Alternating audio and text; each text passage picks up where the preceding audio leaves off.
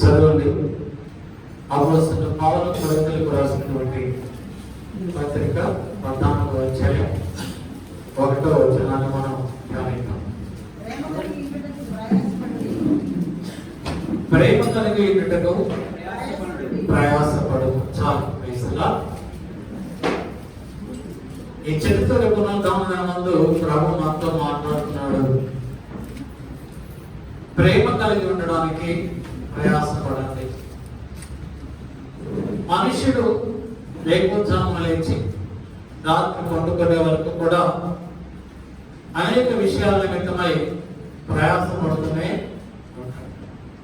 లేచిన దగ్గర నుండి కూడా అది చేద్దాము, ఇది చేద్దాము, అక్కడికి వెళదాము, ఇక్కడికి వెళదాము, వాళ్ళని కలుద్దాము, వీరిని కలుద్దాము, ఏదో చేద్దాము, ఏదో రకంగా చేద్దాము అని రకరకాలుగా ఆలోచిస్తూ ప్రయాసపడుతూ ఉంటాడు. ఏదో సంపాదిద్దామని, ఏదో సాధిద్దామని ఎంతో ఆశతో ప్రయాసపడుతూ ఉంటాడు.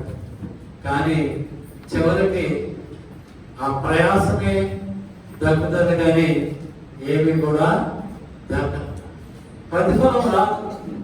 ప్రయాసపడతాడు మనిషి, ఏదో సాధించాలి, వచ్చేద్దాం, ఇచ్చేద్దాం, వాళ్ళ దగ్గరికి వెళ్తాడు, వీళ్ళ దగ్గరికి వెళ్తాడు, అక్కడికి వెళ్తాడు, ఇక్కడికి వెళ్తాడు, ఏదో సంపాదిద్దామని మనిషి ప్రయాసపడతాడు. కానీ దేవుని బిడ్డలారా, మన కుటుంబాలను మనం కట్టుకోవాలి అంటే మన ప్రయాస ఎంత? నీ కుటుంబాన్ని నువ్వు కట్టుకోవాలంటే, లేదా నా కుటుంబాన్ని నేను కట్టుకోవాలంటే, మన కుటుంబాన్ని మనం కట్టుకోవాలి అంటే మన ప్రయాస ఎంత? దావీదు మహారాజు 127వ కీర్తన 1వ వచనంలో యెహోవా ఇల్లు కట్టించని ఎడల దాని కట్టువాని ప్రయాస ఎంత? యెహోవా ఇల్లు కట్టించని ఎడల దాని కట్టువాని ప్రయాస ఎంతనే? ఎగలోక సంబంధమైన ఈ ఇంటిని గురించి దావీదు చెప్పటం లేదు. ప్రతి క్రైస్తవుడు తన ఇల్లు అనేటువంటి తన గృహాన్ని, తన హృదయాన్ని, తన ఇంటిని కట్టుకోవాలి. మన ఇంటిని మనం కట్టుకోవాలి. మన ఇల్లు అంటే మన ఇంటిలో ఉన్న వారు అందరూ అని, మన ఇంటిలో ఉన్న వారు అందరూ మనం కట్టుకోవాలి. మన గృహాన్ని కట్టుకోవాలి. భార్య, భర్త, పిల్లలు, అది కుటుంబం. ఆ కుటుంబము కట్టబడాలి అంటే, కట్టబడటము అంటే ఆ కుటుంబము బండ మీద కట్టబడాలి. బండ మీద కట్టబడినప్పుడు ఆ కుటుంబము స్థిరముగా ఉంటారు. ఇసుక మీద కట్టబడితే వరదలు వస్తాయి, వానలు కురుస్తాయి, వరదలు వస్తాయి, గాలి వీస్తుంది, ఆ కుటుంబము, ఆ ఇల్లు పడిపోతుంది. అదే బండ మీద పునాది వేసి కట్టుకుంటే, యేసు క్రీస్తు అనేటువంటి బండ మీద కట్టుకుంటే, ఎన్ని వానలు కురిసినా, ఎన్ని తుఫాన్లు వచ్చినా, ఎంతమంది అవమానించినా, ఎన్ని ఇబ్బందులు కలిగినా ఆ కుటుంబము స్థిరముగా ఉంటుంది. దానికి చలనము ఉండదు. మన కుటుంబం స్థిరముగా ఉండాలి. మన కుటుంబం స్థిరముగా మన కుటుంబాన్ని మనం కట్టుకోవాలి. దానికి ప్రయాసపడాలి. కట్టుకోవడం అంటే బండ మీద కట్టబడిన ఇల్లు అంటే క్రీస్తుతో అంటు కట్టబడినటువంటి ఇల్లు అని అర్థం. క్రీస్తుతో అంటు కట్టబడినటువంటి ఇల్లు. అలాగా మన ఇల్లును కట్టుకోవాలి. ఏ ఇంటిలో అయితే సమాధానం ఉంటుందో, ఏ ఇంటిలో అయితే సమాధానం ఉంటుందో, ఏ ఇంటిలో అయితే ఆశీర్వదించబడిన వారుగా ఉంటారో ఆ ఇల్లు దేవుని చేత కట్టబడినటువంటి ఇల్లు. మనము ప్రయాసపడితే మన ఇంటిలో సమాధానం ఉండదు. మనము ప్రయాసపడినంత మాత్రాన, మనము కష్టపడినంత మాత్రాన, మన కష్టార్జితము వలన మనమేమీ సంపాదించుకోలేము. మన కుటుంబాన్ని మనము కట్టుకోలేము. అదే ప్రభు మన ఇంటిలో ఉంటే, సమాధానకర్త అయినటువంటి ప్రభు మన ఇంటిలో ఉంటే సమాధానము మన ఇంటిలో ఉంటుంది. మన ఇల్లు కట్టబడుతుంది. మన ఇల్లు కట్టబడితే మన కుటుంబంలో ఉన్న వారందరూ కూడా కట్టబడతారు. వారందరూ కూడా ఆశీర్వాదకరముగా ఉంటారు.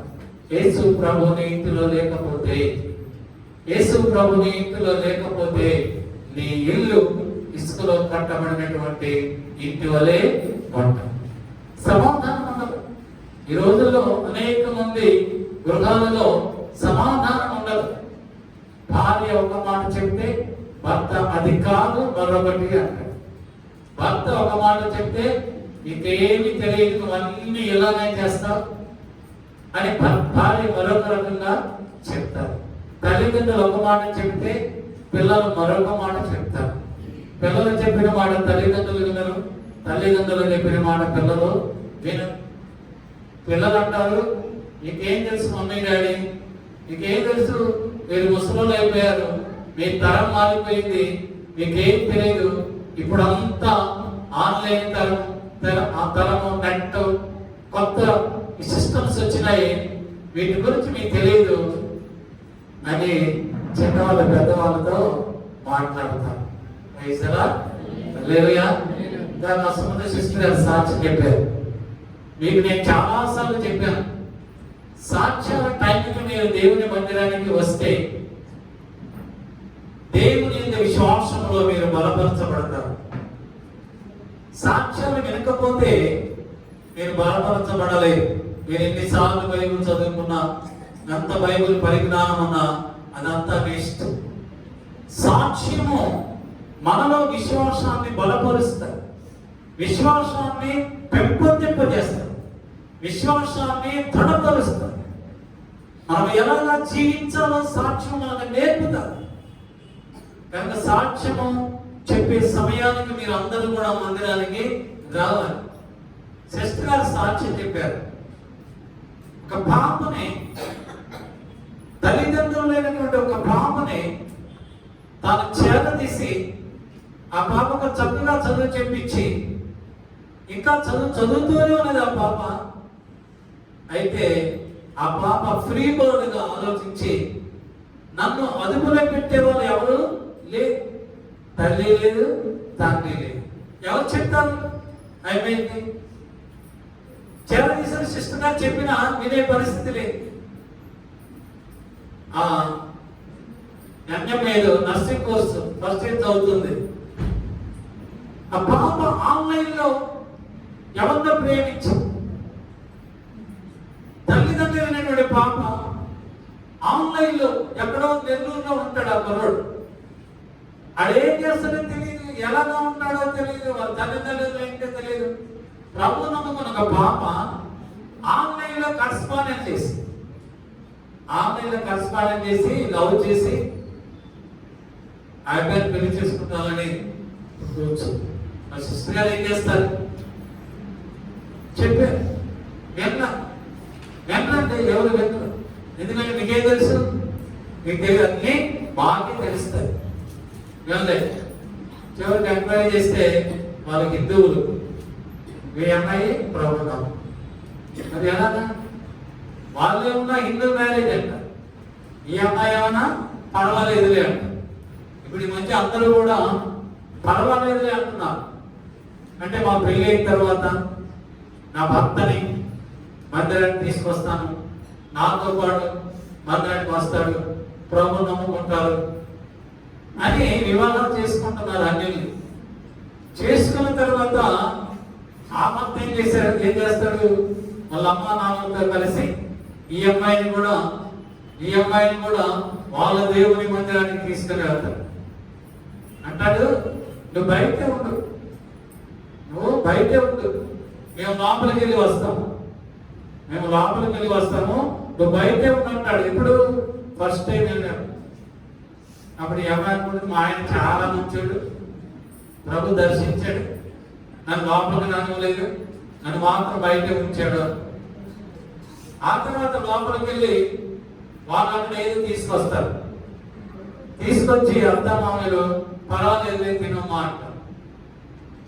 అప్పుడు ఏం చేస్తుంది, తిన్నంటే కోపం, తింటే మరొకరు కోపం, తినకపోతే అత్త మామ కోపం, తింటే దేవుడి కోపం, కరవమంటే కప్ప కోపం, విడవమంటే పాము కోపం.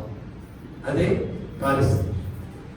సిస్టర్ గారు ప్రేమించింది కనుక ఆ పాపని సొంత డబ్బులు ఖర్చు పెట్టి వివాహం చేసి పంపించేస్తున్నారు. మే 1వ తారీఖు వెళ్ళి ప్రార్థన చేయమని ఇందాక సాక్ష్యం చెప్పారు.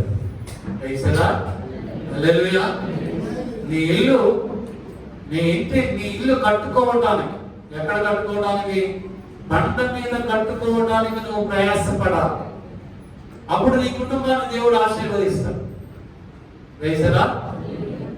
మనం దేనికి ప్రయాసపడాలి అంటే అపోస్తలుడైన పౌలు మనతో మాట్లాడుతున్నాడు.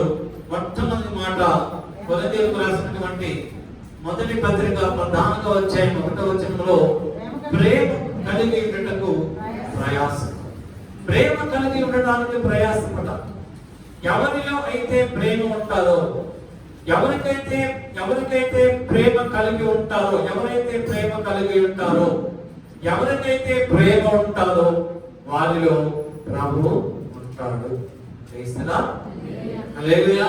ప్రేమ లేని వారిలో ప్రభువు ఉండడు. ప్రేమ లేకపోతే వారిలో ఏముంటుందంటే కలహం ఉంటుంది.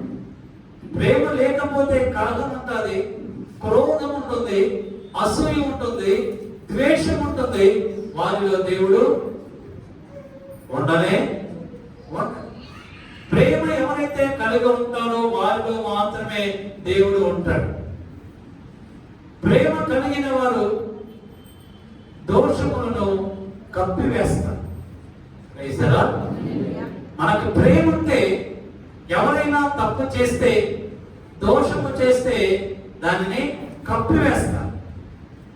ప్రేమ లేకపోతే దానిని లౌడ్ స్పీకర్లో పెట్టి తెలియని వారికి, తెలిసిన వారికి, అడిగిన వారికి, అడగని వారికి అందరికీ కూడా ప్రచారం చేస్తారు. అది దేవునికి ఇష్టకరమైనది. దేవునికి ఇష్టకరమైనది ఏమిటంటే ప్రేమ కలిగి ఉండి దోషమును మనం కప్పి ఉంచేవాళ్ళలాగా ఉంచాలి. యోహాను రాసినటువంటి మొదటి పత్రిక 4వ అధ్యాయం 8వ వచనంలో అపోస్తలుడైన యోహాను అంటున్నాడు, దేవుడు ప్రేమ స్వరూపి. దేవుడు ప్రేమ స్వరూపి. ప్రేమ లేని వాడు దేవుని ఎరుగడు. నీలో ప్రేమ లేదంటే నీకు యేసు ప్రభు అంటే ఏంటో తెలియదు. ఆయన ఎవరో నీకు తెలియదు. నువ్వు అనుకుంటున్నావు నేను ప్రభు నమ్ముతున్నాను, చాలా సంవత్సరాలు అయింది, ఎప్పటి నుంచో నమ్ముతున్నాను, యేసు ప్రభు వారు నాకు బాగా తెలుసు, నాకు అన్నీ తెలుసు అని అనుకుంటున్నావు. కానీ నీలో ప్రేమ లేకపోతే, ప్రేమించే స్వభావం నీకు లేకపోతే నీవు దేవుడిని ఎరుగునట్లే. నీవు దేవుని ఎరిగిన వాడవైతే నీలో క్రీస్తు ప్రేమ ఉంటుంది. యోహాను రాసినటువంటి మొదటి పత్రిక 4వ అధ్యాయం 16వ వచనంలో యోహాను అంటున్నాడు, దేవుడు ప్రేమ స్వరూపి అయి ఉన్నాడు. ప్రేమ యందు నిలిచి ఉన్నవాడు దేవుని యందు నిలిచి ఉన్నాడు. ప్రేమ యందు నిలిచి ఉన్నవాడు దేవుని యందు నిలిచి ఉన్నాడు. నువ్వు ప్రేమ కలిగి ఉంటే నువ్వు దేవునిలో ఉన్నావని బైబిల్ చెప్తావు.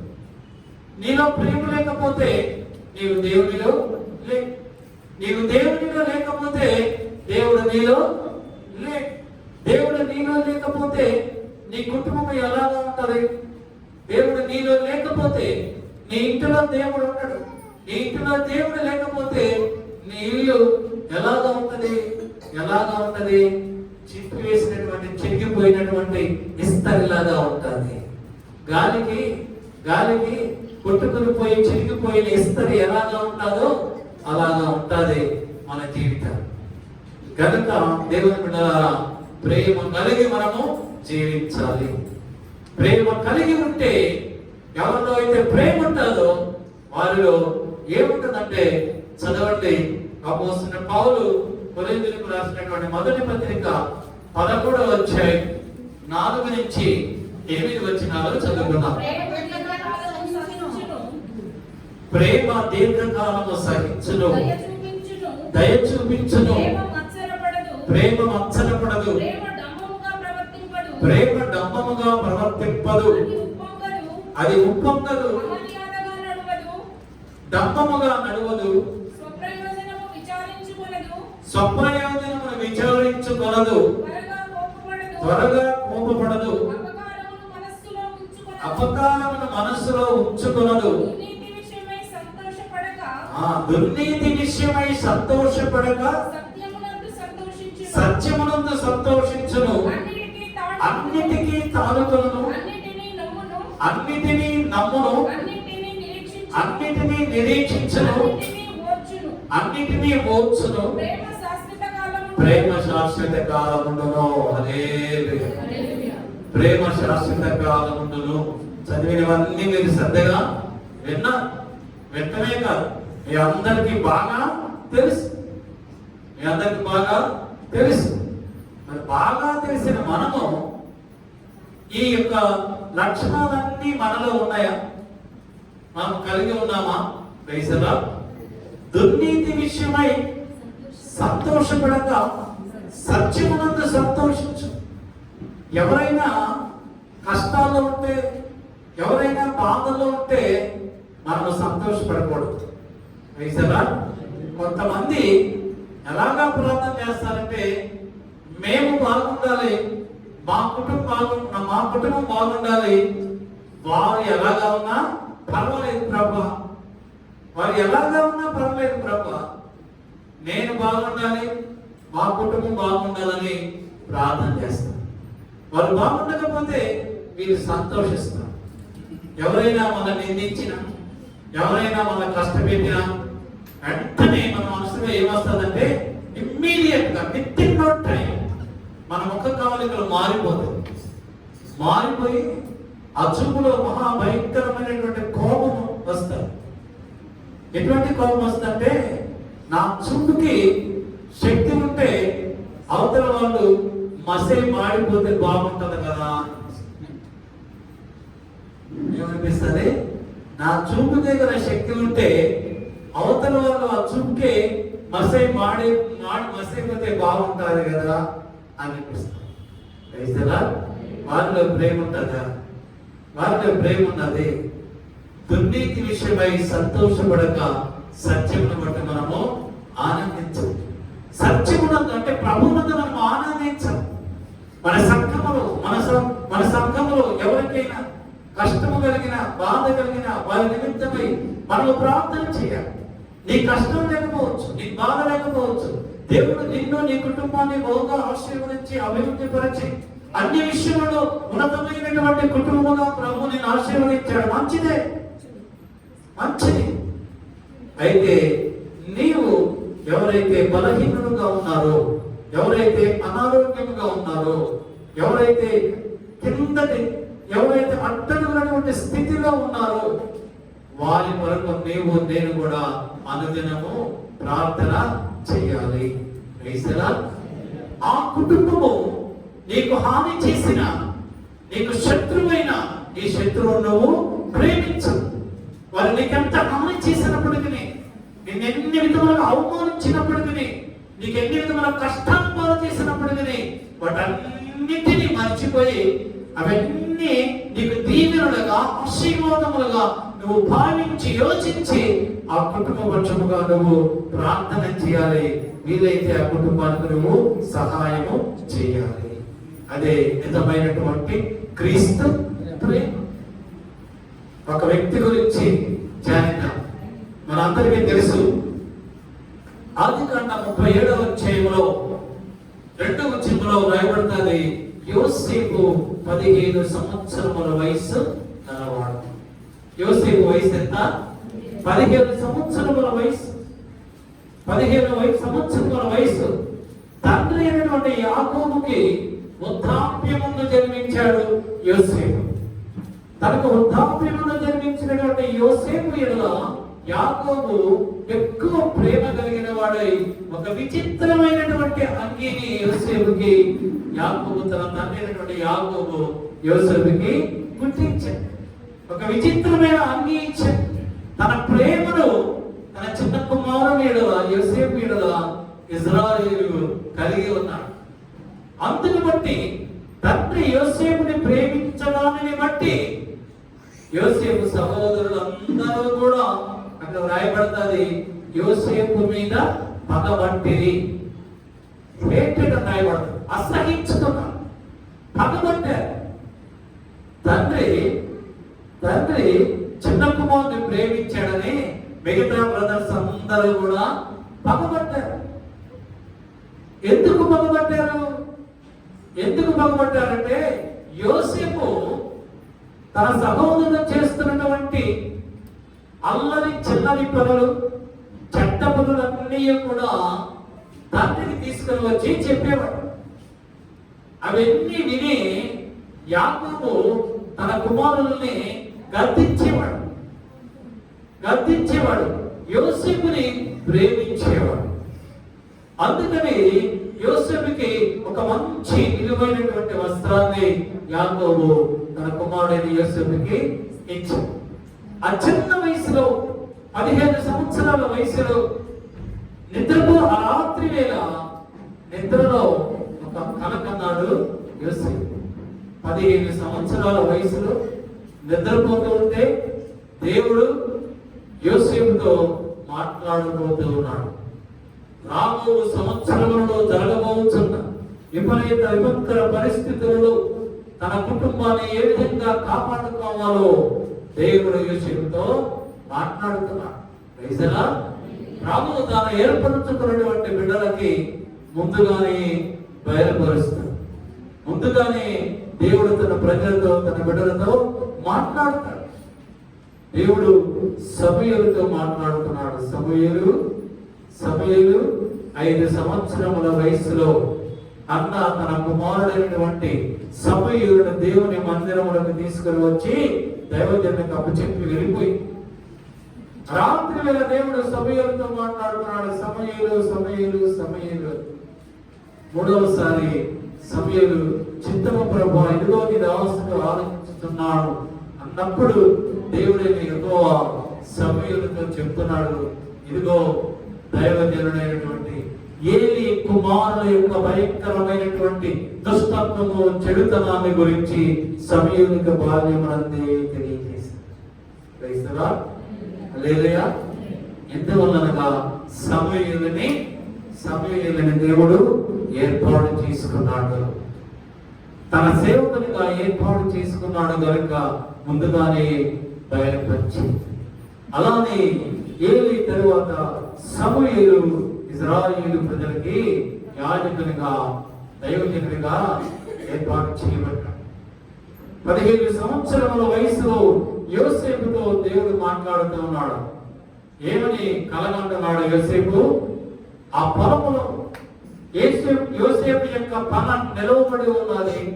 11 పనలు యోసేపు ముందు సాష్టాంగపడి ఉన్నాయి. అవి చూసి కలగని తరువాత తన సహోదరులతో చెప్తూ ఉన్నాడు, తన తండ్రితో చెప్తూ ఉన్నాడు, సహోదరులతో చెప్తూ ఉన్నాడు, తండ్రి, రాత్రి నేను ఒక కలగంటిని. ఆ కలలో నా పన నిలవబడి ఉన్నది. 11 పనలు నా పనికి సాష్టాంగపడి ఉన్నాయి అని చెప్పి. ఆ మాట విన్న వెంటనే సహోదరులు 11 మందికి కూడా యోసేపు మీద అసూయ కలిగేదని రాయబడింది. ఈర్ష్య, అసూయ. ఎందుకు అసూయ కలిగింది? దేవుడు యోసేపుతోనే మాట్లాడా, మాతో కూడా మాట్లాడవచ్చు కదా. ఏంటి యోసేపులో ఉన్న గొప్పతనం ఏంటి? వాడు మా సహోదరుడే కదా, మా చిన్నవాడే కదా, వారితో మాట్లాడాడు, మాతో మాట్లాడలేదనేటువంటి అసూయ. ఆ అసూయ మనలో ఉన్నంత కాలము దేవుడు మనతో మాట్లాడదు. మనము మన సహోదరులను చూసి అసూయపడకూడదు, వారి అభివృద్ధిని చూసి అసూయపడకూడదు, వారి ఉన్నతిని చూసి అసూయపడకూడదు, వారు పొందుకున్నటువంటి ఆత్మ సంబంధమైనటువంటి వరములను చూసి మనం అసూయ పడకూడదు. వాళ్ళు అన్ని భాషలు మాట్లాడుతున్నారు, వారు ప్రవచనాలు మాట్లాడుతున్నారు, నేను మాట్లాడటం లేదు, నా వల్ల కావడం లేదు, వాళ్ళు ఎందుకు మాట్లాడాలా, దేవుడు వారితోనే ఎందుకు మాట్లాడుతున్నాడు అనేటువంటి అసూయ మనలో ఉండదు. అసూయ మనలో ఉంటే దేవుడు మనతో ఎప్పటికీ కూడా ఎన్నటికీ కూడా మాట్లాడు. ఒక కుటుంబం ఆశీర్వదింపబడుతూ ఉంటే, వారి బిడ్డలు ఆశీర్వదింపబడుతూ ఉంటే, వారి ఆశీర్వాదములను చూసి వారిని ఆశీర్వదించినటువంటి దేవుని నువ్వు వ్యాఖ్యానించు. వారి పక్షముగా నువ్వు ప్రార్థన విజ్ఞాపనలు చేయాలి. అంతేగాని నన్ను ఆశీర్వదించడం లేదు, నా కుటుంబం ఎలాగా ఉన్నది, వారిని ఆశీర్వదిస్తున్నాడని వారిని చూసి నువ్వు అసూయ పడకూడదు. హల్లెలూయా. వారి వరకు నువ్వు ఎప్పుడైతే ప్రార్థన చేస్తావో దేవుడు నీ ప్రార్థన ఆలకించి నీ కుటుంబాన్ని దేవుడు ఆశీర్వదిస్తాడు. నిన్ను చూస్తాడు, నీ నీతిని చూస్తాడు, నీ యథార్థతను చూస్తాడు. నీ ఉన్న స్థితిని బట్టి, నువ్వు ఏ స్థితిలో ఉన్నావో ఆ స్థితిని బట్టి నీలో అసూయను మానుకొని వారి వరకు నువ్వు ప్రార్థన చేసేవే, వారి ఉన్నతిని బట్టి ప్రార్థన చేసేవే, అందుని బట్టి దేవుడు నీ కుటుంబానికి ఉన్నతమైనటువంటి స్థితి అనుగ్రహిస్తాడు. అసూయ ఉంటే మత్సరము ఎముకలకు కుళ్ళు కలుగు చేస్తుంది.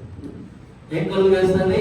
కుళ్ళు కలుగు చేస్తుంది. అంటే నీ మత్సరమే నీ కుటుంబాన్ని పతనావస్థలోనికి తీసుకెళ్ళి, నీ మత్సరమే, నీ అసూయే నీ కుటుంబాన్ని దేవస్థితిలోనికి, కష్టాలోనికి తీసుకెళ్ళి.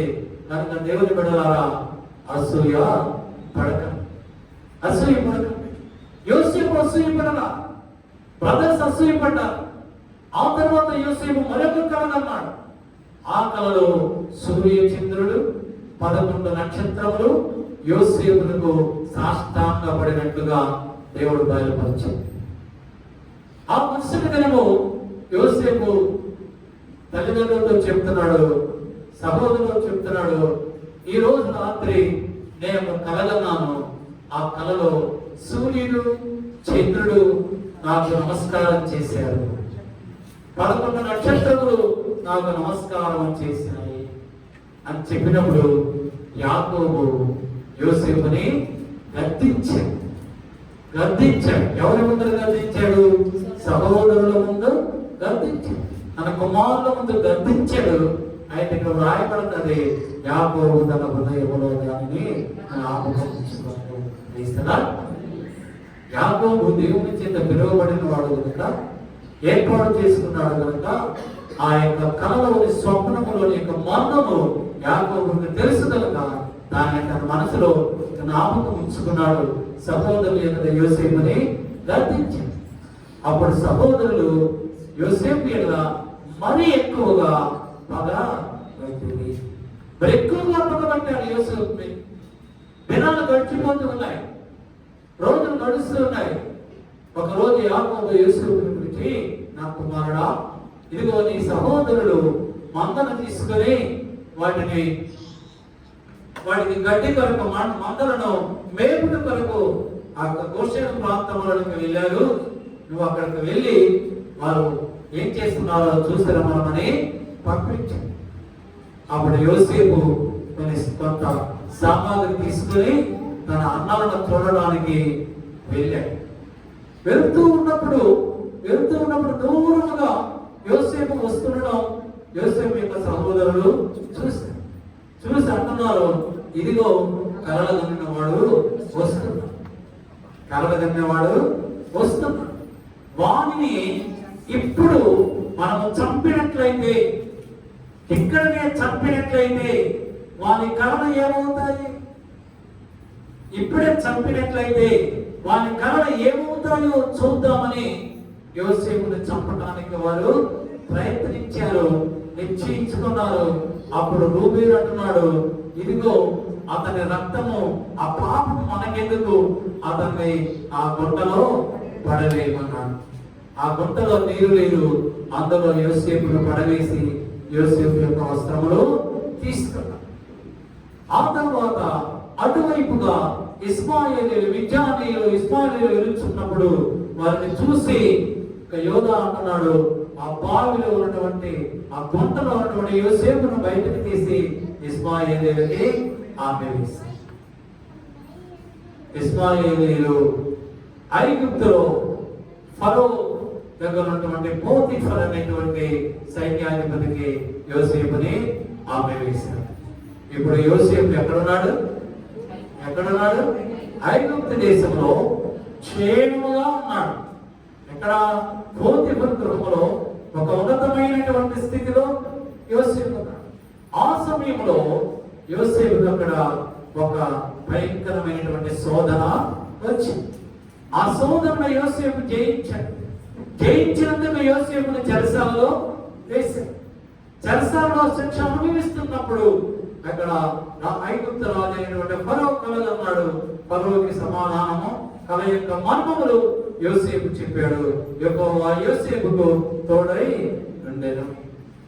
దేవుడు తాను ఏర్పాటు చేసుకున్నటువంటి ప్రజలు, తాను ఏర్పాటు చేసుకున్నటువంటి కుటుంబాన్ని ఎప్పుడు విడిచిపెట్టాడు.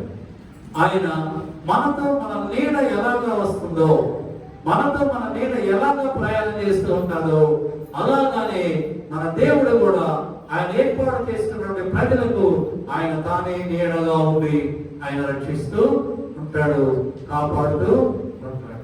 ఇప్పుడు యోసేపు ఎక్కడున్నాడు?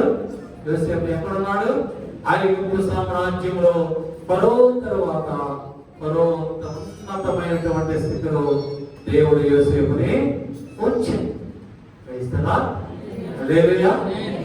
అయినప్పటికీ యోసేపు ఉన్నతమైనటువంటి స్థితిలో ఉన్నప్పటికీ తన తండ్రి మీద కానీ తన సహోదరుల మీద కానీ ఏమాత్రమును ఈర్ష్య, అసూయ, ద్వేషము, కోపములు లేవు. ఉన్నతమైనటువంటి స్థితిలో ఉన్నాడు. అయితే ఆ సమయంలో ఆ దేశంలో భయంకరమైనటువంటి కరువు వచ్చింది. కనానులో కరువు వచ్చింది. ఆహారము లేదు. హెబ్రోనులో ఆహారము లేదు. అక్కడ యాకోబు కుమారులకు ఆహారము లేదు. వారి మందరకు కావలసినటువంటి ఆహారము లేదు.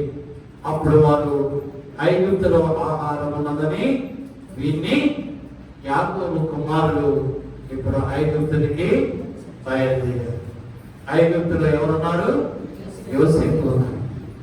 ఐగుప్తుకు వచ్చేవారు ఎవరైనా సరే ఎవరి దగ్గరికి రావాలి?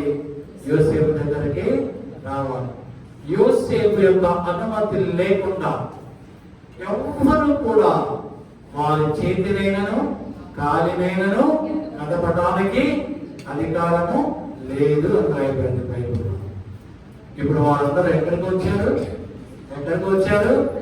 తన సహోదరుడైనటువంటి యోసేపు దగ్గరికి వచ్చి ఏం చేశాడు?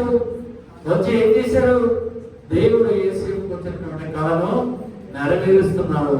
వారు ఇప్పుడు యోసేపు దగ్గరకు వచ్చి సాష్టాంగపడి 43వ అధ్యాయము 26వ వచనం చదవండి. వారు యోసేపు ఇంటికి వచ్చినప్పుడు వారు తమ చేతులలో ఉన్న కానుకలు ఇంటిలోనికి తెచ్చి అతనికిచ్చి అతనికి నేలను సాగిలపడి.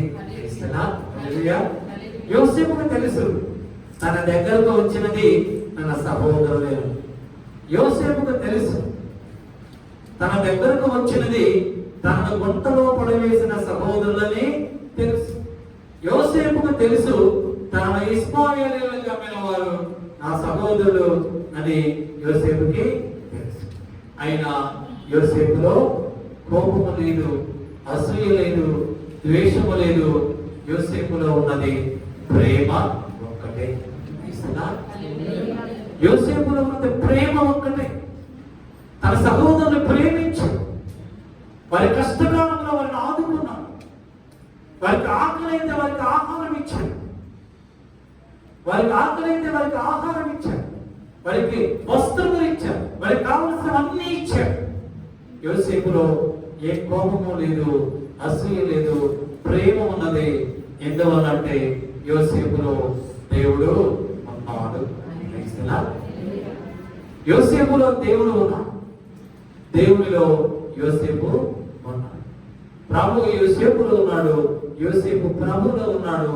కనుక ప్రేమ స్వరూపమైనటువంటి యేసు ప్రభు యోసేపులో ఉన్నాడు కనుక యోసేపు తన సహోదరులను ప్రేమించాడు. హల్లెలూయా. 43వ అధ్యాయము 28వ వచనంలో చదవండి. నీ దాసుడైన మా తండ్రి మా తండ్రి ఇంకా బ్రతికి ఉన్నాడు, క్షేమముగా ఉన్నాడని చెప్పి వంగి సాగిలపడిరి. ఒక్కసారి వంగి సాగిలపడ్డారు. చదవండి 50వ అధ్యాయం 21వ వచనం చదవండి. 50:21. కాబట్టి భయపడకుడి, నేను మిమ్మును మీ పిల్లలను పోషించదని చెప్పి వారిని ఆదరించి వారితో ప్రీతిగా మాట్లాడాను. యాకోబు ఉన్నంత కాలం కూడా యోసేపు సహోదరులు భయపడలేదు. ఎందుకంటే నాన్నగారు అన్నారులే మనం చేసినటువంటి కీడుకి పాపాలకి మన తమ్ముడు యోసేపు మనల్ని ఏమీ చేయడు, నాన్నగారు అన్నారులే మనకు అండగా అని అనుకున్నారు. ఎప్పుడైతే యాకోబు చనిపోయాడో ఇప్పుడు వారందరూ కూడా భయపడిపోయారు. ఎందుకు? వారు చేసినటువంటి పాపము వారిని భయపెట్టి, వారు చేసినటువంటి చెడుతనము వారికి భయము కలిగజేసింది. దేవుని బిడ్డలారా, నీలో పాపం ఉంటే నువ్వు భయపడతావు, నీలో చెడుతనం ఉంటే నువ్వు భయపడతావు. నీలో పాపము లేకపోతే, చెడుతనం లేకపోతే నువ్వు ఎవరికి ఎప్పుడు ఎన్నడూ భయపడనక్కర్లేదు. ఎందుకంటే పాపము చేయని వాడు పరిశుద్ధుడు నీలో ఉన్నాడు, నీతో ఉన్నాడు, నీకు తోడుగా ఉన్నాడు. ఆయనే నిన్ను కాపాడేటువంటి వాడు, ఆయనే నీ దేవుడైన ప్రభు అయిన యేసుక్రీస్తు. యోసేపు అంటున్నాడు, మీరు భయపడకండి. ఆ మాట సహోదరులు యోసేపుతో ఒక మాట అంటున్నారు, ఇదిగో మేము నీకు హాని చేశాం, పాపం చేశాం, దాన్ని నువ్వు జ్ఞాపకం చేసుకొని మమ్మల్ని ఇబ్బంది పెట్టద్దు అని యోసేపుతో అంటే, యోసేపు ఆ మాటలకి ఏం చేయను ఒక భయపడతాడు.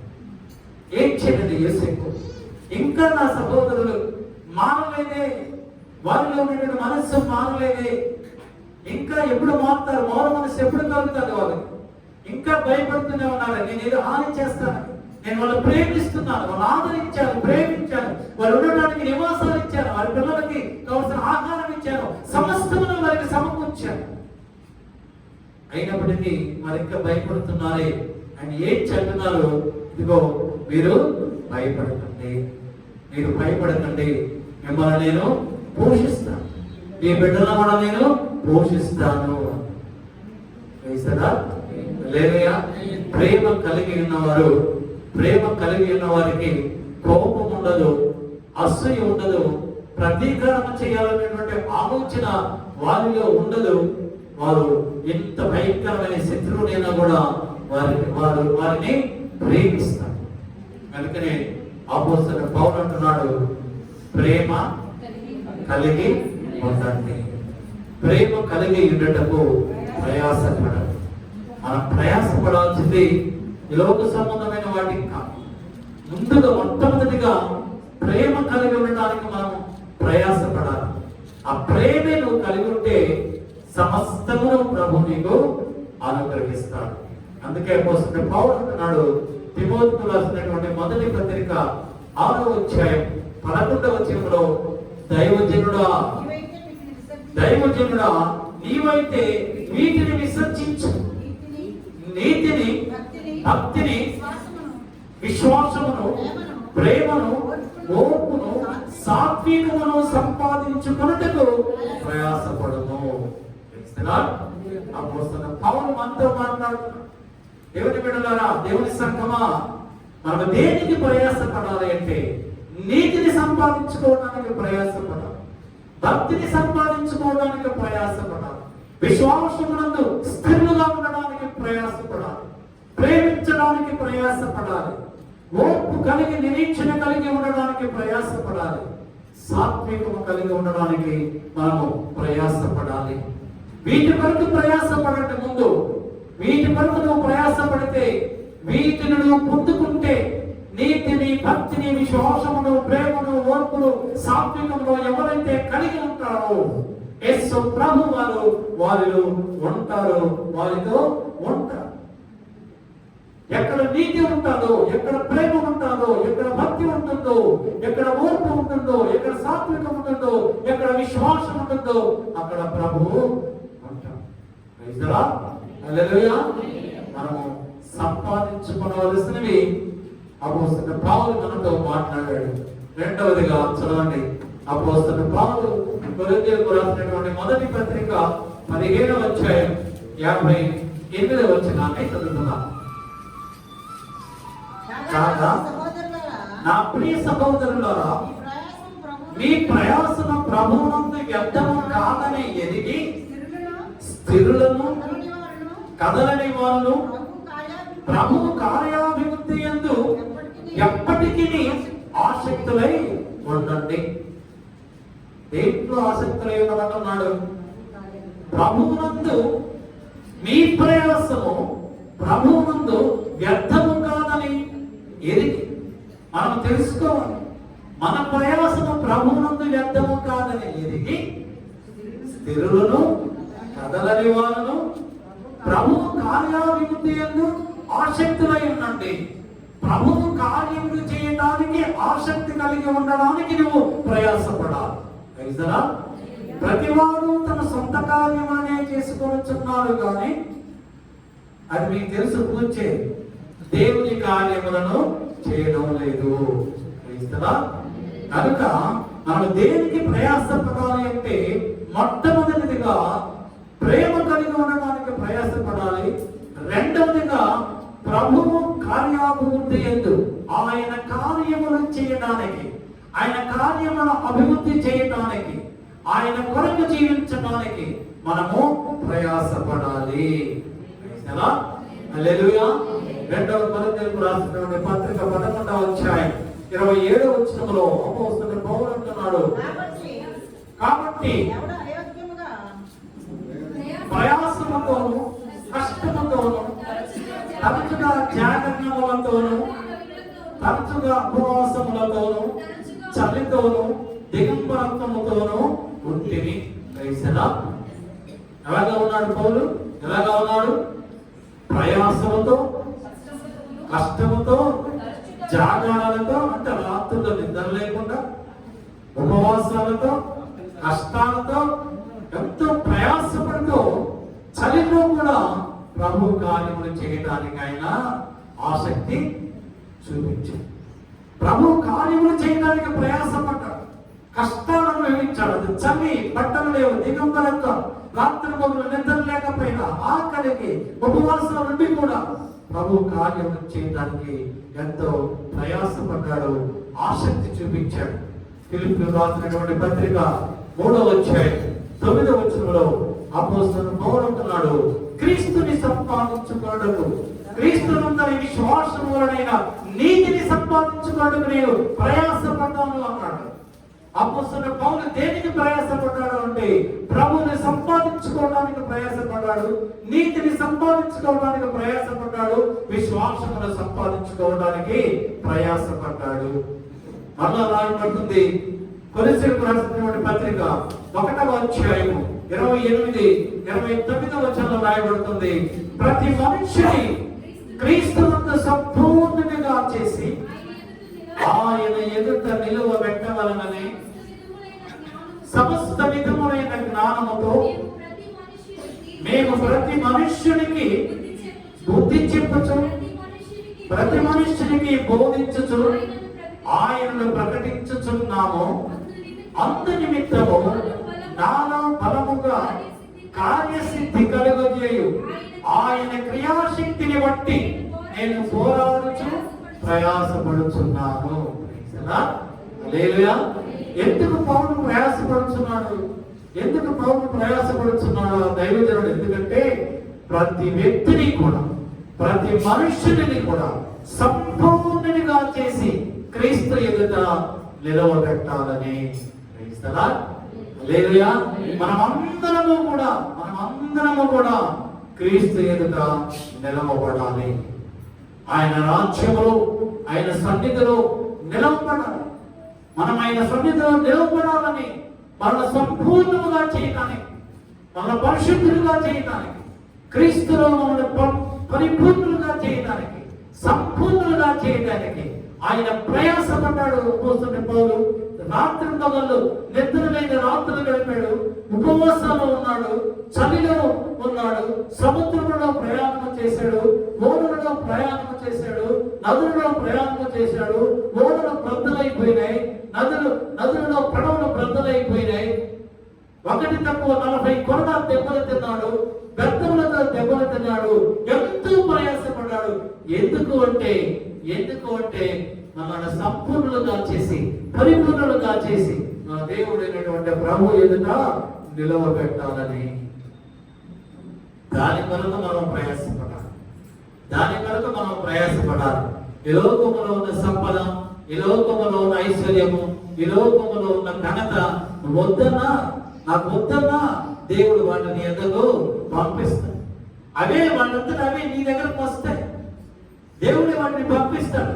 ఎప్పుడు నువ్వు ప్రేమ కలిగి ఉండడానికి నువ్వు ప్రయాసపడితే, నీ సహోదరుల్ని ప్రభు సన్నిధిలో నువ్వు సంపూర్ణపరచబడిన వారమై మనము ఆయన ఎదుట నిలవబడేటువంటి యోగ్యత, అర్హత, పరిశుద్ధత మనము పొందుకున్నప్పుడు దేవుడు సమస్తము మనకు అనుకలిగిస్తాడు. అంతేగాని డబ్బు కొరకు, ఐశ్వర్యం కొరకు మనము పరిగెత్తకూడదు. డబ్బు కొరకు పరిగెత్తకూడదు. ఐశ్వర్యం కొరకు, డబ్బు కొరకు పరిగెత్తిన గెహాజీ ఏం పొందుకున్నాడు? తను సంపాదించుకున్న డబ్బు తనతో వచ్చిందా? తను సంపాదించుకున్న బంగారం తనతో వచ్చిందా? తను సంపాదించుకున్నటువంటి ఒలివ తోటలు, ద్రాక్ష తోటలు, వస్త్రములు గెహాజీతో రాలేదు. గెహాజీతో ఏమొచ్చాయి? కుష్టి వ్యాధి వచ్చింది. నీకును నీ తమ వాళ్ళందరికీ కుష్టి వ్యాధి కలుగునుగా అన్నాడు Elisha. Praise the lord. Hallelujah, hallelujah. అపోస్తలుడైన పౌలు అంటున్నాడు తిమోతికి రాసినటువంటి మొదటి పత్రిక 6వ అధ్యాయం 6వ వచనం నుంచి 10వ వచనం వరకు తిమోతితో చెప్తున్నాడు. 9వ వచనం చదవండి. ధనవంతులకు అపేక్షించువారు శోధనలోను, ఉరిలోను, అవివేకయుక్తములను, హానికరములైన అనేక దురాశలలోను పడుదురు. అట్టివి మనుష్యులను నష్టములోను, నాశనములోను ముంచివి. ఎందుకనగా ధనాపేక్ష సమస్త కీడులకు మూలం. కొందరు దానిని ఆశించి విశ్వాసము నుండి తొలగిపోయి నానా బాధలతో తమను తామే పడుతున్నది. ధనవంతులకు అపేక్షించువారు నువ్వు డబ్బు సంపాదించాలి. వేకోచామునే లేచి మళ్ళా రాత్రి పట్టుకునే వరకు భార్యని, పిల్లలను, అయిన వారిని, తల్లిదండ్రులను అందరినీ విడిచిపెట్టి డబ్బు సంపాదించాలని ధనాపేక్షతో నువ్వు పరిగెడితే నీతో పాటు శోధన కూడా పరిగెడుతూ వస్తాడు. నీ వెంటే వస్తాడు. శోధనలో పడిపోతాడు, ఉరిలో పడిపోతాడు. ఎందుకంటే ధనాపేక్ష సమస్త కీడులకి మూలం. అది నువ్వు ఆశిస్తే నీ విశ్వాసమును కోల్పోతావు. ప్రభువునందు నీకున్నటువంటి విశ్వాసమును కోల్పోతావు, నిరీక్షణను కోల్పోతావు.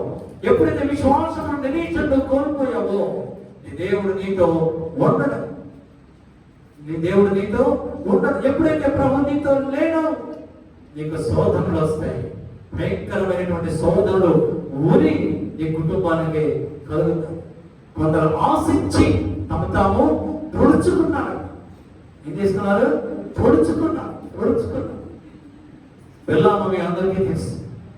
బిలాము ధనాన్ని ఆశించి ఏం పొందుకున్నాడు? యెహోషువ బిలాముని ఒక సోదరుని చంపినట్టుగా కత్తితో నరికి చంపేశాడు. గెహాజీ కుష్టివ్యాధి పొందుకున్నాడు. ఇశ్రాయేలు యోధ 12 మంది శిష్యులలో ఒకడైన ఇశ్రాయేలు యోధ ధనాపేక్షతో యేసు ప్రభు వారిని 30 వెండి నాణాలకు అమ్మి వేసి చివరికి భ్రష్టుడై ఉరి వేసుకుని చనిపోయాడు. దేని కొరకు ప్రయాసపడుతున్నాం మనం? ఏమి సంపాదించుకోవడానికి ప్రయాసపడుతున్నాం? డబ్బా, ఐశ్వర్యమా, సంపద? చదవని ఫిలిప్పీయులకు రాసినటువంటి పత్రిక 4వ అధ్యాయం 19వ వచనంలో అపోస్తలుడైన పౌలు మనందరికీ కావలసిన ఒక శ్రేష్టమైనటువంటి మాటని మనకి బయలుపరుస్తున్నాడు. కాగా దేవుడు తన ఐశ్వర్యము చొప్పున క్రీస్తు యేసునందు మహిమలో ప్రతి అవసరములో తీర్చును. హల్లెలూయా, హల్లెలూయా, హల్లెలూయా. ధనాపేక్ష కొరకు మనము పరిగెత్తకూడదు.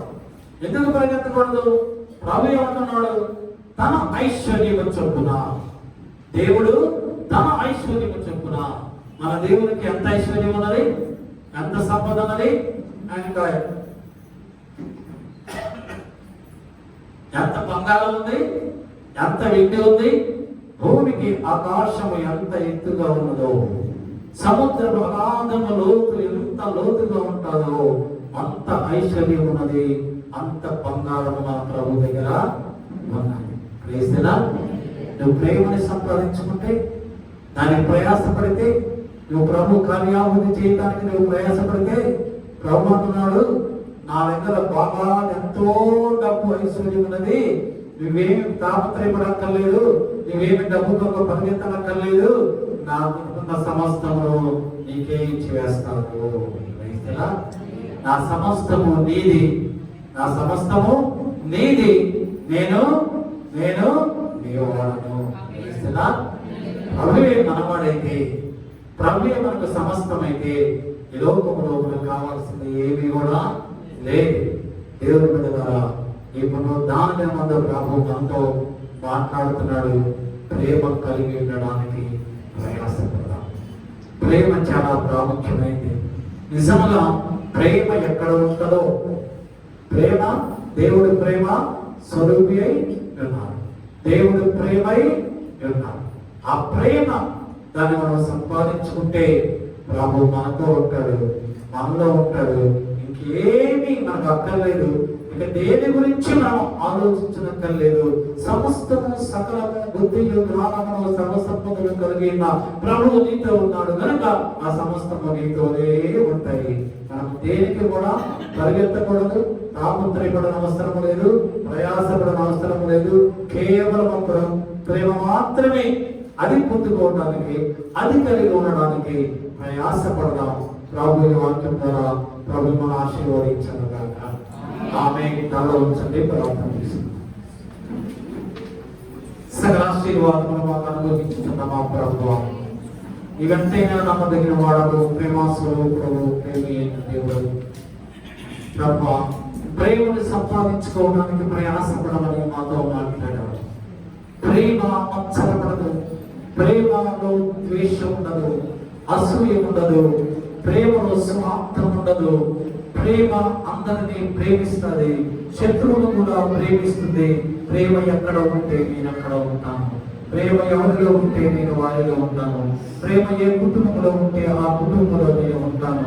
వారికి కావలసిన సకల సమృద్ధిని నేను అనుభవిస్తానని ఇది ఆశ్రమ కావంతమంది మీరు మాట్లాడారు. ప్రభుత్వం ఎవరైతే ప్రభు కార్యాలు చేయదు, ప్రభు యొక్క కార్యములు చేయడానికి, ఆ యొక్క కార్యములు చేయడానికి ఆసక్తి కలిగి ఉంటారు, ప్రయాసపడతారు, వారితో నేను ఉంటానని మాట్లాడే అవసరంగా మీకు స్థుతులు ఇస్తూ ఉంటానని. ధనాపేక్ష కలిగి ఉండొద్దు, ధన వరకు మీరు పరిగెత్తొద్దు. నేను మీతో ఉన్నాను, నేను మీతో ఉన్నాను, మీతో ఉంటాను. నేనెంతో ధనవంతుడిని, ఐశ్వర్యవంతుడిని, నా ఐశ్వర్యము నా ధనమంతా మీదే అన్నావు ప్రభా, మీకు ఇస్తానన్నావు ప్రభా.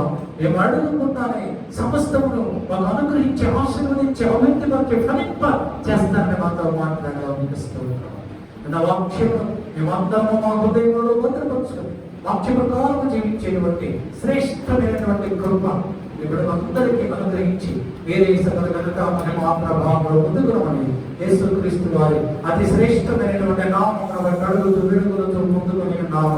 మా పరలోకము తండ్రి. ఆమేన్, ఆమేన్, ఆమేన్. పరమ తండ్రి అయినటువంటి దేవుని ప్రేమ, మన ప్రభు యేసుక్రీస్తు వారి యొక్క కృప, పరిశుద్ధాత్మ దేవుని కలిగి సహవాసముసరండి. ఇప్పుడు వచ్చిన సంఘటన అందరికీ, ఇంకా నువ్వు రాలేకపోయిన వాళ్ళందరికీ, వాక్యం ప్రధాన దైవమైన వారి కుటుంబంలో, యూట్యూబ్ ద్వారా వాక్యం వింటున్న వారందరికీ, లోకములో ఉన్న సర్వశక్తులను ఇప్పుడు నో ప్రభు రాకడ పర్యంతము సదాకాలముతో అయ్యుండుగాక. Amen, amen, amen. Hallelujah, hallelujah. Praise the lord, praise the lord.